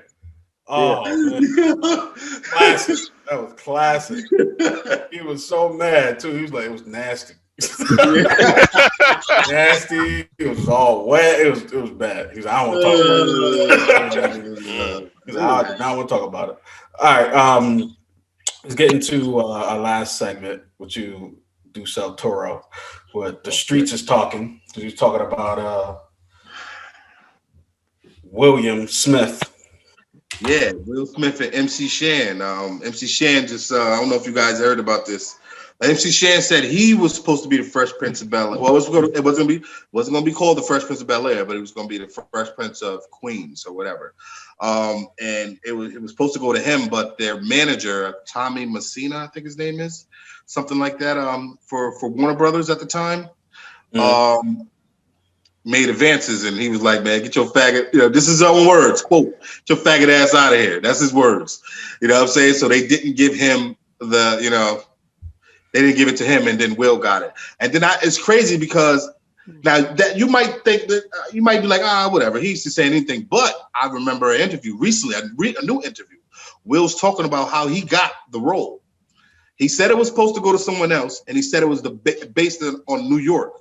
So the rapper was supposed to be from where the person, the actor, was supposed to be New York based, but they switched it to Philly when he got the role to make it more authentic. So that kind of gives him some credence to what Shan is talking about. And I mean, why would Shan lie about some shit like that? Shan don't, it ain't making him no money. Somebody asked him about it, and he just talked about it. You know what I'm saying? But he said Will definitely gave in to those advances. He said, just look, and right after that, he did 6 degrees of separation. You know what I'm saying? So, man, Will can't catch a break lately, man. But that's not the first time we heard this about Will. We heard the Quincy Jones thing. You know what I mean? Like, it's been a lot of talk about Will. You know what I'm saying? I don't know how far that's true about Quincy Jones, but I hear a lot about Quincy Jones and these actors, them having to get on the couch before they can get into the studio. So I don't know, you know what I mean, if that's true, but I would think that Pac. No, I understand why Pac would, because Pac spoke out against a lot of people in the industry that was like that. Dre, like, you know what I mean? He walked in on Dre, he talked about it. And on video talked about what Dre got caught, you know what I'm saying, doing some crazy shit with the guy who used to live in his house with him, his other producer, with him and his wife. So it's been a lot, like, you know what I mean? But Pac was in love with his daughter, so I can understand, you know what I mean? He died in her arms, supposedly, you know what I'm saying? So I can understand why he wouldn't say anything about Quincy Jones, because that was his father-in-law. But if he wasn't with her, I guarantee you, if it was true about Quincy, he would have been putting it all out there. Because Pac was very vocal about things like that when it came to people in the industry. So, what do you guys think about the Will Smith thing? You think it's true that Will took on the advances of Tommy Mintz? I think his name is Tommy Mintz. I can't remember his name, but he was the guy, their manager at Warner Brothers. Both of them, because they both were signed to Warner Brothers at the same time. Warner Brothers in the news again, huh? Yep. That man. I don't know. I just don't see Will. You gotta remember this is young Will. This young, and it's right, but this is what I'm saying. This is young street Philly Will. This is not actor Will that we know. Because you gotta remember back in the day, he was a street, he was a street kid, from Philly. He's from the hood in Philly. He was a rapper from Philly, you know what I'm saying? Just before the acting and everything like that. So before all of that, he was a street, both him and Jazz, both were street guys from Philly. All right, but was he on top or was he on the bottom of it? Come on. It makes all the difference. Well, see, that's the thing. I don't know. They didn't get into all of that, but obviously, the guy was making advances. He probably wanted to be on top because Shan wasn't having that shit. But Shan was a street dude from Queens, and he wasn't having it. You know what I'm saying? He wasn't having it. I don't think it's real. I'm gonna say I don't think it's real. You think? I don't admire your optimism. Matters, yo. I don't think you really think Shan is gonna lie. Shan. No, I'm not saying he's not lying. I'm just saying I don't think. Will took on the advances. You don't think? Will I don't think Will took the advances, and maybe someone else talked to Will, and then it got on because I don't know. I just don't feel like in my head. Maybe I'm biased because I like Will. Yeah, me too. But I don't think. You know what? Think about it this way. I mean, like I said, I admire your optimism, but let's think about this for a minute. Let's look at the whole Me Too movement, right? And all this stuff that came out with all these high-powered people, getting flack for all the shit they were pulling behind the scenes to take advantage of people. The other two Corys. Yes. Another notable person, Terry Crews. Terry Crews, the big person that was involved, calling out people, talking about how he was raped, and that brings a whole nother thing to this conversation. I'm willing to believe that if there was some sort of impropriety happening and some propositions made, that some things probably went down. Why? Because when people in the entertainment industry are the ones holding the keys, they can ask for whatever they want. Because you know what? If you're trying to make it big, especially back in those days, we didn't have the internet was not what it is today. The internet barely was a blip on the radar in the early 90s. In late 80s didn't exist. Not in the way we know it. Think about this too, as well. Who the hell was Will Smith at this time? Who the fuck was Will Smith? Nobody. LL was the biggest rapper at the time. That would have been the person to go to whose show. Or he was young but too. He was rapping though. He was rapping before. Will Smith was rapping too. That's what I'm saying. But he wasn't the biggest rapper. He wasn't the biggest LL. He wasn't Rakim. He had a couple of hits though before. Right. He was even what's the other dude? If you want it, you got Bust a Move. Like even that dude was a bigger rapper at the time. Oh yeah. You know what I'm saying? Even that dude was a bigger rapper. Will Smith was never a big rapper. He had Parents Just Don't Understand. He had Nightmare on the Prince Street. Like, name any other song that he had. He had nothing else. He had 3 albums and 2 hits. Summertime. No. He had 3 albums and 2 hits. That's it. He wasn't the man to look at. MC Shan had 3 albums and mega hits at this time. So I understand why they went to Shan first. It was a Warner Brothers show. So they go to their biggest artist. They go to Shan. So I can understand that, but all the other people they could have went through in the industry, why would you pick Will Smith and did his career? You got to think about it. Right after he got the show, he got a movie, like a big movie, like what's surrounded by huge actors. Huh? It was 6 Degrees of Separation. Yep. Dude, in the movie, we sleeping with the guy, a con artist. Yeah. He's a kid, con artist, working with another white dude, sleeping with his older professor to con him out of his money. Yeah. That's what the movie is about. You know what I'm saying? Yeah. So I hear you. But I'm just saying. I don't know. I'm just saying. I don't think that's a big switch from a street dude in Philly. You know what I'm saying? Yeah, I hear you. But I don't think he was tonguing this white man down in this movie. So you understand, like this not like seasoned actor Will who's already been through This is like beginning. Like, you right off the streets, go kiss this white dude in his bed and lay up with him butt naked. Okay, like it was that Will. You know what I'm saying? Like, you know what I'm saying? Like, but I guess when you acting it's different though, because This is like his first role. You understand his first movie? I get it, but you gotta remember too. At the time, right before he did Fresh Prince, he was broke. Like he had no money. I remember him saying this in an interview. Right, that's what I'm trying to say. He had 3 albums and 2 hits. That's what I was saying. He had 3 albums. So when he got the role for Fresh Prince, he took it immediately because he said that he needed money, and then that's when everything else started coming out. So like, doesn't that sound familiar though? Doesn't that sound like some like casting couch bullshit right off the jump? But you know, like I'm broke, I'm desperate, I'm trying to make my name, and then all of a sudden you got these execs who are like, "We'll give you money, we'll give you money." But I'm just saying, you G with it, you know what I'm saying? But yo, I'm just saying, like he said, Quincy Jones, but he also, I heard Will say Quincy Jones came to him and said the show, like he had a show for him, like, yo, I got the show. This show is for you. But he didn't tell him about the Shan part of it. But he did let him know that the show was a New York. You know, the guy was supposed to be from New York. You know what I'm saying? Not from Philly. Excuse me. Going to his Uncle Phil's house. So I think because I think what Shan is saying is true. I think that's the way it happened. I think the show is for him. I think the guy made advances, and Shan was like, "Get the fuck out of here." And he, you know, they never called him back about the show. He said there was never no negotiations about the show. So they came to him with the show idea, you know, worked out talked about some of the kinks with him, like boom, boom, boom, how we gonna do it like this, you know what I mean, yada yada. And once the dude was like, now, in that same conversation, dude was, you know, started making advances to him, like, this is how you get the show. And Shan was like, man, get the fuck out of here.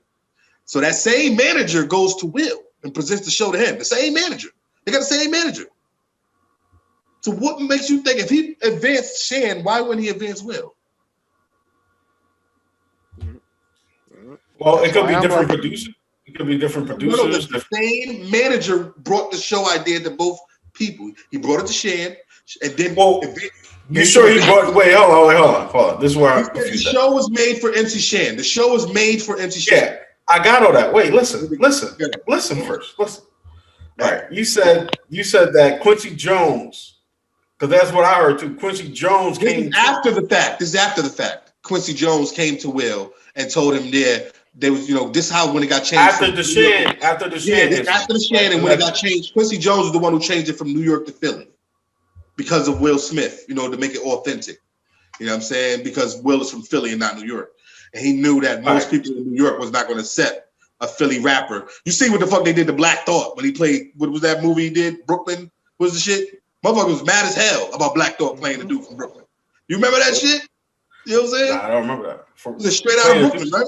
Straight out of Brooklyn? Something like that. Oh, yeah. The movie with Wesley? No, with Black Thought. It's Black Thought. No, I'm saying. No. You're thinking about Brooklyn's Finest. No, it's an older movie. It's an older movie in the late 90s and shit. You know what I'm saying? This is when Roots was still a group. You know what I'm saying? It was. Remember that song with Eve and Erykah Badu and Black Thought? You don't worry about when. Yeah. Well, that's what the song. That was the theme to the movie. That comes from the movie. You know what I'm saying? Because we were mad that somebody from Philly. That was mad. People still talk about that shit. Like niggas was mad. That make no sense. Why they mad? You gotta remember back then, Philly and New York were rivals when it came onto the rap scene. So they were rivals. You know what I'm saying? Philly and all right. I mean, it's just too much for me. I get it. Yeah, as far as the rap scene. So they was rivals. So you know what I'm saying? Because you got to think, when you talk about gangster rap, you say Coogee Rap in New York, right? Coogee Rap. Yeah. When you talk about gangster rap, really who started it was Schoolie D in Philly. Yes, he did. Right. Then Ice-T came out. Yeah, he took his style, and then came out with 6 a.m. We know that there's always been a rival back then, you know, with Philly and New York, like, or rap tech. I'm not talking about personal and gangs and shit. Yeah. I know what you're talking about. Like it's always been East Coast, West Coast, right, South. Yeah, I get it. But yeah, man, I don't know. I really don't know. I don't know if Will did that, man. That'd be crazy. You know what I'm saying? Because I think if Will did it, I hope and pray. We're not visiting the scrawny, you know, social, like, and the still scrawny, though, like we got Will now. We got Will now that will talk about anything. He talked about his marriage to everybody. He ain't got a choice. He got a choice.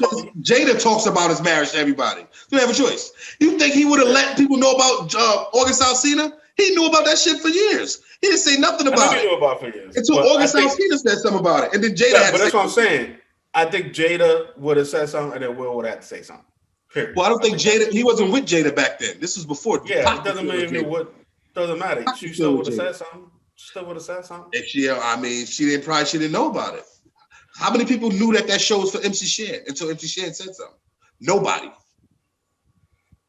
True. I mean, like they just came out too about it was about the Wiz. They were supposed to go to it wasn't supposed to be for what's her name? God damn it.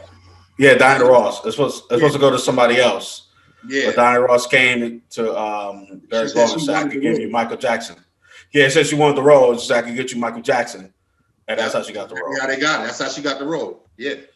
I forgot. It was another singer's name too. I forgot yeah, I forgot too, but I know what you're talking about. I do want to talk about this. I didn't talk about it earlier, even though it was a trending topic. Okay. We got to talk about The Mandalorian. All right. Okay, because I'll lead into my next segue anyway. So go ahead. All right. TV. Are you? I'm going to movies. I want to talk about some movies. You want to talk? All right. Cool. So, all right, well, what? I'm not gonna spoil it. Okay. First of all, I want to say R.I.P. to Jeremy Bulloch. He is the original Boba Fett. He passed away on the 17th. Yeah, that's what I was. Yeah, but that's not the dude who playing Boba Fett now. It's a different dude. Sure. I'm really sure. No, it's 75. The original dude. He just looked like an older version of that dude. Okay. It's the original dude. Nah, this is a white dude. The dude that played Boba Fett now is he Hawaiian or something. Mm-hmm. Samoan, I think. He's no, I thought he was Pacific Islander. Yeah, okay. Yeah, that's what it is. Okay. But this dude, he died. But shouts out to him. He brought a character line. I like Boba Fett. So, Mandalorian season finale came out on Friday. I didn't see it yet. Now I know y'all didn't see it. I know a lot of people here didn't see it. I've been trying to get Tate to watch it for 2 years now. I'm watching it. D, you don't watch it either, right, D? I haven't started it yet. All right. So the season finale came out on Friday. It had to be just the ending alone was, and I said this before in the tweet. I mean in the group chat, it's up there with Avengers Endgame. Wow. And the reason why I say that is because of the final scene, the final fight scene was up there with Avengers Endgame. Period. And no one's yet to say, nah, you're right. I mean, no one's ever said, nah, you lying. But the reason why it was so good. You hold that the highest out of all the endings of the Avengers? Or is it the first Avengers? Talk about the Endgame. Okay, so Endgame last fight scene was epic. But I'm talking about the last fight where everybody come together. This last fight scene was that. It was that brawling. That's old school word. You can look that up if you don't know what that is. Yeah, we know. People watching. We got a new generation of people watching. So I forgot. He try to make a word with broccoli and something else. I don't know. I thought Brawler came from Broly. I thought that's what it was. Yeah, it does. That's where it comes from. Okay. Yeah. So this show, not only that it's gonna have another spinoff. The Mandalorian is gonna have, I think, 2 spinoffs. It's gonna have a Ahsoka Tano spinoff, and it's gonna have a Boba Fett spinoff. Dope. I can see the Boba Fett spinoff is gonna be fire. So you gotta watch the ending. Trust me, you will not be disappointed at all. I bet money on it. I bet money. We wrap up. Yeah, it's amazing. It's amazing. I was like screaming. It was late at night screaming. My boy was texting me. It's amazing. Tig, you should just watch that last episode, and that's it. No. Don't cheat yourself. Don't cheat yourself out of the series, man. The series is really good. No, I'm gonna watch the show. It is good. It's really good, and it's done on all green screen. I think they said they do 90% of it on green screen. Angel, you watch it or no? No, I've been meaning to though. And you cannot tell it's on green screen because I would have thought it was in location. I'd have thought most of those locations was on location. I would have never. Amazing. Never say it was green screen. I would have. And I watched some of behind the scenes on Disney. A lot, they do have some spots where they're on location, like the foliage. A lot of the spots where in the woods, but like those desert scenes, you would not know that was green screen. You know what I mean? I'd have thought they was in the Sahara or some shit. You know what I'm saying? So if you haven't watched it, check it out. I just wanted to add that to the Streets of Talk because it blew up on Twitter and on my Facebook. Everybody's saying the same thing. This is the way, and that's like the tagline of Mandalorian. So shouts out to all them. What's his name? I always forget his name. I'm so bad with names. Fabi, the dude who created the MCU. Oh, Jon Favreau. He's also. He made Iron Man. The one who made Iron Man. Feige. But he plays happy. He plays happy. He plays happy in Iron Man. He's the dude that led. Basically, he's one of the people that took the reins of the MCU. Will help make the MCU what it is, and now he's making the Star Wars universe, and it's amazing. He worked on a lot of Disney movies. He did He did the Jungle Book. He did a few Disney movies. What's Jungle Book? The remake Jungle Book or the one with the remake? He did the remake. He didn't do the one with Andy Serkis did one too called Mowgli. That was fire. That one, I don't think that one went mainstream though. I think that one. Both went to Netflix. They both went to Netflix. But they both were on Netflix. But the Mowgli one was dark. Was more dark. You know what I mean? It didn't have. Maui's the one that went to Netflix, I think, and the other one was the one that came out of the movie. The other one came out of the movie. Jungle Book was in the movie. Yeah, Jungle Book was in the movie. I watched it on Netflix. I don't know. I watched it on Netflix when it came out. Huh? Yeah. I took my family to see it. Jungle Book was in the movie. Oh, okay. I watched it on Netflix, but it's on Netflix. That's what I'm saying because I watched it on Netflix. Don't judge me, but I watched it on bootleg. All right, so Maui's the darker version of it. That was actually Mowgli. Real quick, Mowgli. Maui. Yeah, he said Maui, and I'm listening to him saying Maui. That ain't even a white name, man. So the real quick. I know it's off subject, real quick, and I know we're like over time, but what happened to the homeboy? What happened to a homeboy who did the first Jungle Book live action? The dude played Jason Lee. Jason Lee. He was just in the Crouching Tiger, Hidden Dragon Part 2. I did not watch that. Pretty bad. I didn't watch that. I saw it was gonna be. I haven't seen it. I was like, oh no. Oh yeah, he's still out there. He's doing martial art movies still. He's still out there doing movies. All right, I like that dude, man. Yeah, Jason Lee. He's pretty dope. There's a Jason Scott Lee, right? Was it Jason Scott? Yeah, Jason Scott Lee. Jason Scott Lee is his full name. Yeah, he played Bruce Lee. All right, let's finish your just say I didn't mean to cut in and take it over. Oh, you messed up. What happened? Now he froze. Bro, he got his hand up. He's squirming. There you go. Right I'm froze. You're back now. You're back. Am I froze? You're back. You good. I don't know. You were like pledging allegiance over there. 10 minutes to 2021. Y'all hear me? Yeah. All right, everybody know about Candyman. We just that's Jordan Peele thing, so we know about that. Yeah, I've been talking about that movie for years now. It drops in 2021, so around October sometime. A lot of movies coming out now around that October time this year. It's coming. Children of the Corn. They bringing that back. They remaking the first Children of the Corn. They did that already. Got a few remakes, but he got 3 other remakes. I got my doubts about that, but I'm only talking about 2 of them. It was like there was like 17 of those movies, man. I hope they bring it. Wow. You know what? 2 out of original ones, 2, 3, and 4. I used to watch. That's too many. All the time. Yeah, those were all right. Whenever one has Superman, the Christopher Reeves in it, that's the only one I like. That's the first one, huh? No, I don't know which one it was, but that was the only one I like. He's in one of the Children of the Corns, ain't he? Probably like 5 or 6. I never saw.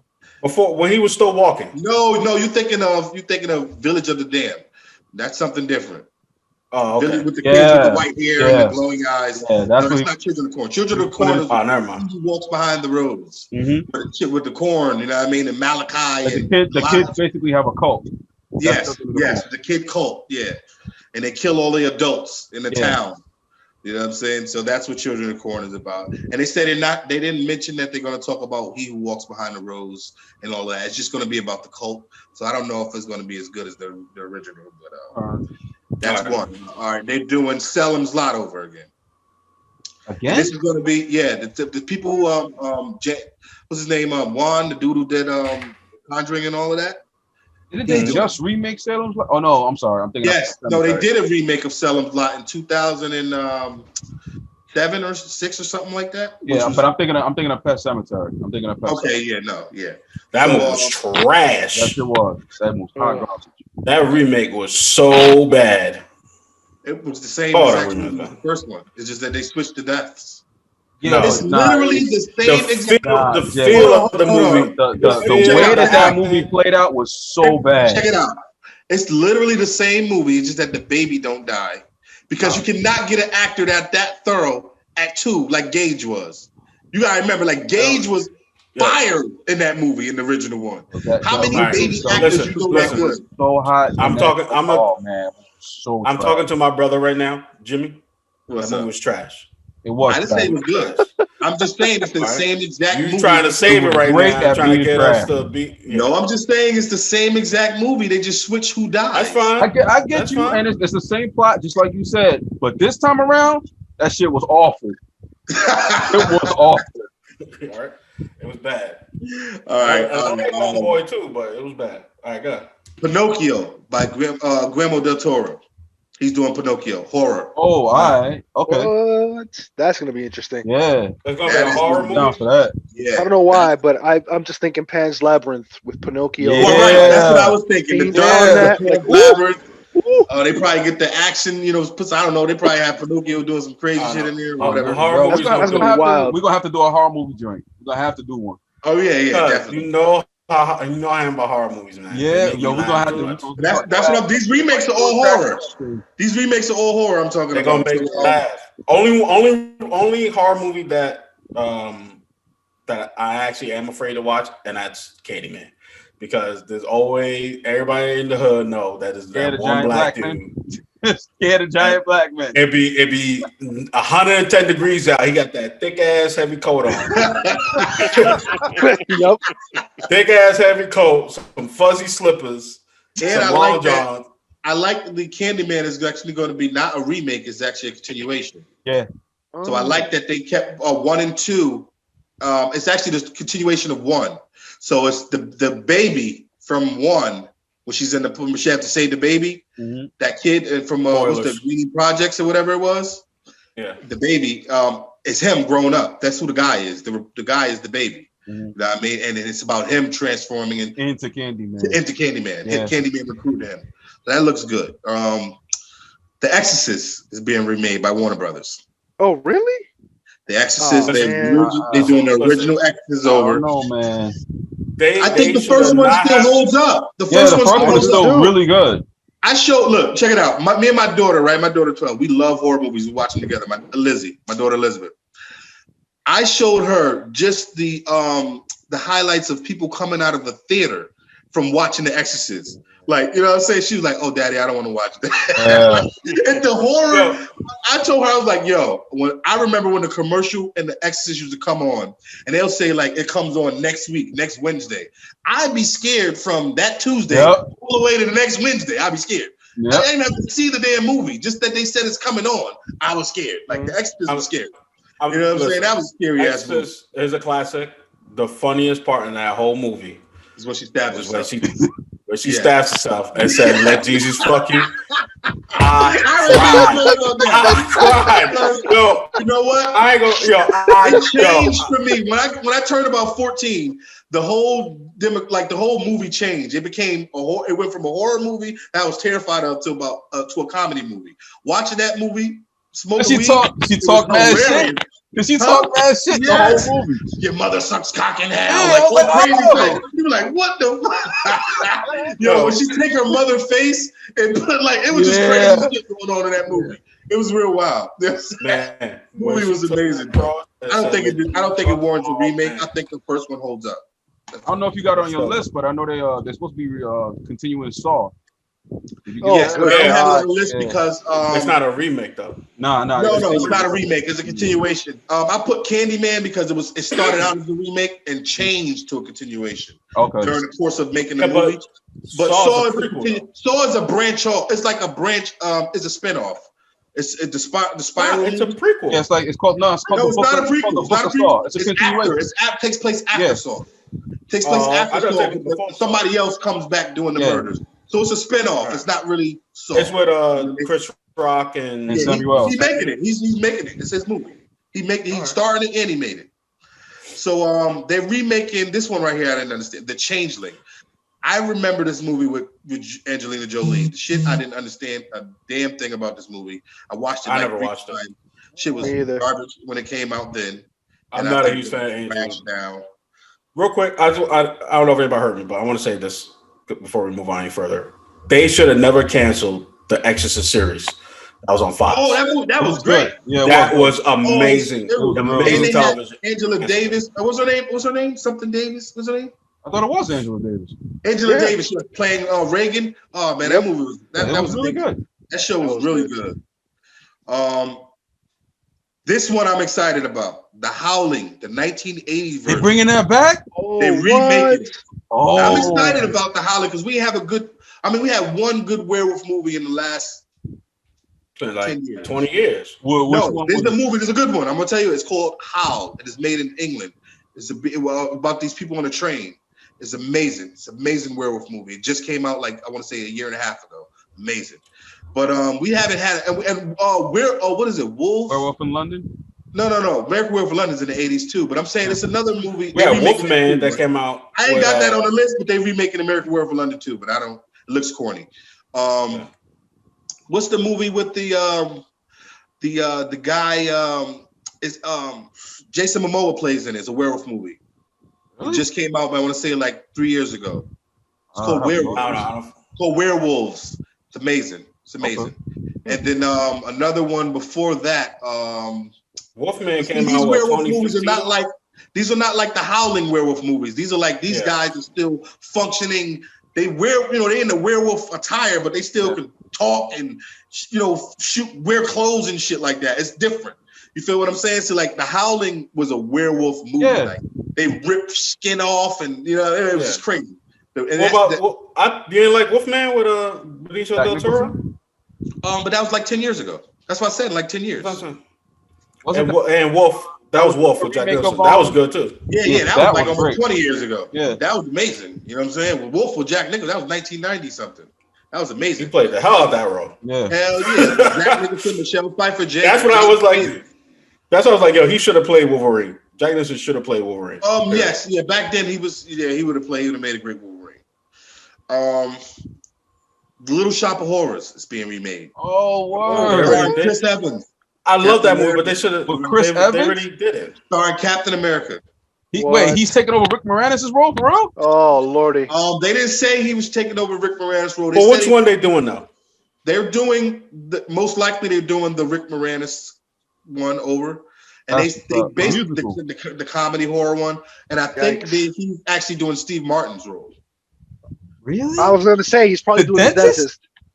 He's doing the dentist. I can see that. I can see him playing the dentist. Okay, because that was the only way I could see him in that movie. Yeah, that's why I was like, Rick Moranis? Nah. So it looks like it's going to be fun. I think it'll be funny. It's probably good. Not that this person's relevant anymore, but couldn't you see Tobey Maguire playing that role? Hell yeah, perfect role. Absolutely. Yeah, definitely. You know what? I wouldn't say since the resurgence of Tobey Maguire coming back for Spider-Man, and Andrew Garfield, a lot of people coming back for Spider-Man, that new movie. I wouldn't put it past him that he ends up getting that role. Yeah, I can see the universe. I can see it happening. I can see. I don't see anybody else better for that role. Harry Potter's character. I forgot his name. Daniel Radcliffe. Oh, yeah, he can do it too. He can do it too. But I see him more doing it. Yeah, he can do it too. I can see him doing that. Everybody knows about this one, Spawn. Yeah, I heard about that. Yeah, that's what Todd McFarlane's directing and writing it. I'm playing Spawn now. Jamie Foxx. Oh shit! Really? They announced that 3 years ago. Oh, I didn't know. It's going to be a horror movie. It's supposed to be already in the can, I think. So it's going to be a horror movie. And the way they're doing it is, it's not like the other Spawn where it's an action superhero movie. This Spawn is going to be a horror movie based from the angle of the detective investigating Spawn, who I think is supposed to be Leonardo DiCaprio. Supposed to be. They might have changed the role, but it was supposed to. At first, it was Leonardo taking that detective's role. Damn, so no more John Leguizamo clown. I know, right? Violator. No, the detective, the guy in the trench. From I don't know if you watched the anime. Yeah, there used to be a guy in the trench. No, I know you're talking about, but John Leguizamo's character. He's supposed to be. They didn't talk about the clown at all. Yeah. So it's supposed to be. You're barely going to see Jamie Foxx, as Spawn until like the end. It's supposed to be like one of those Jaws. He likened it to Jaws. The original Jaws. How you never see the shark until the end. Until the end of the movie. So you know what I mean? It's gonna be that. It's gonna be like that. All right, cool. And this one I didn't understand. The last one is The Others. They're remaking The Others. That movie wasn't all that. Right. They saying I guess they saying with all the quarantine going on and it's gonna be fitting for the it's topical. I don't like it. The original one was okay. Yeah, it was it wasn't even a horror movie to me. It wasn't a horror movie at all. Nothing was scary about it. You know what I mean? So I don't understand why they even classified it in here. But yeah, the Others, they're remaking that, and I don't care. Well, thank you, Deuce, for the Streets is Talking, and we are out of time. So, guys, thank you so much for taking the time out to watch our show. If you watch it on my channel, please hit the subscribe button, share it, tell your friends, tell your mama, tell your pastor, tell everybody. All right.